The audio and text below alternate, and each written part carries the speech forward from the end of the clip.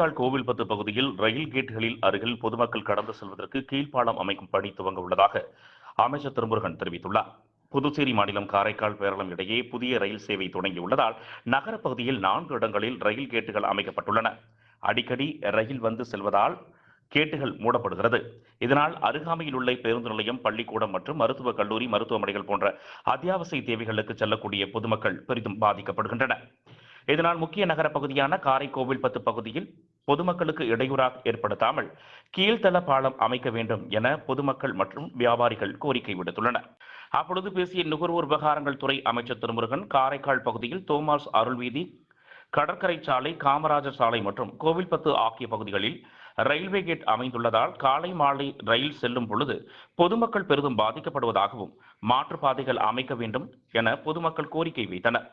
இது தொடர்பாக ரயில்வே துறை அதிகாரிகளிடம் தான் பேசியதாகவும், காரைக்கோவில்பத்து பகுதியில் கீழ்த்தளம் அமைப்பதற்கு ரயில்வே துறை ஒப்புதல் அளித்துள்ளதாகவும் பணிகள் விரைவில் துவங்க உள்ளதாகவும் தெரிவித்தார்.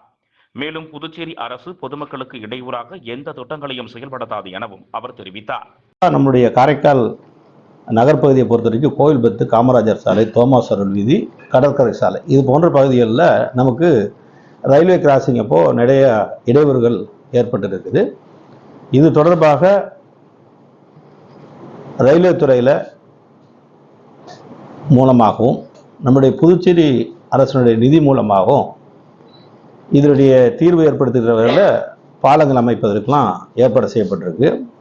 இதில் முதல் கட்டமாக LUS அதாவது கீழ்ப்பாலம் அமைக்கிறதுக்கு கோவில்பத்துக்கு நம்முடைய அரசு சம்மதம் தெரிவித்து கடிதம் கொடுத்துருக்குது.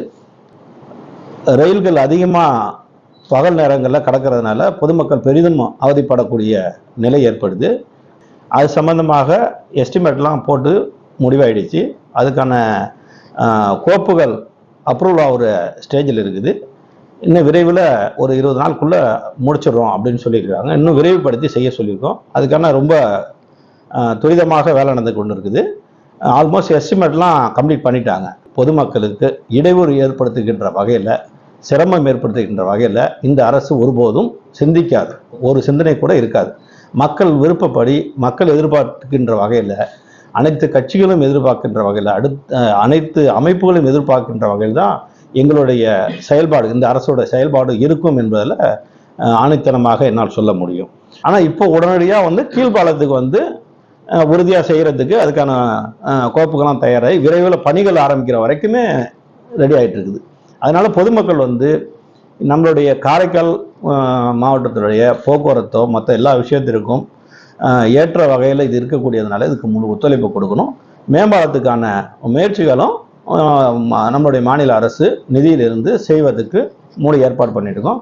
இப்போ கீழ்ப்பாலத்தை பொறுத்தவரை முழுக்க ரயில்வே துறையை அதுக்கான செலவினங்களை ஏற்று செய்கிறதுக்கு தயாராகிட்டு செய்கிறதுக்கு ஏற்பாடு நடந்துட்டு இருக்கு.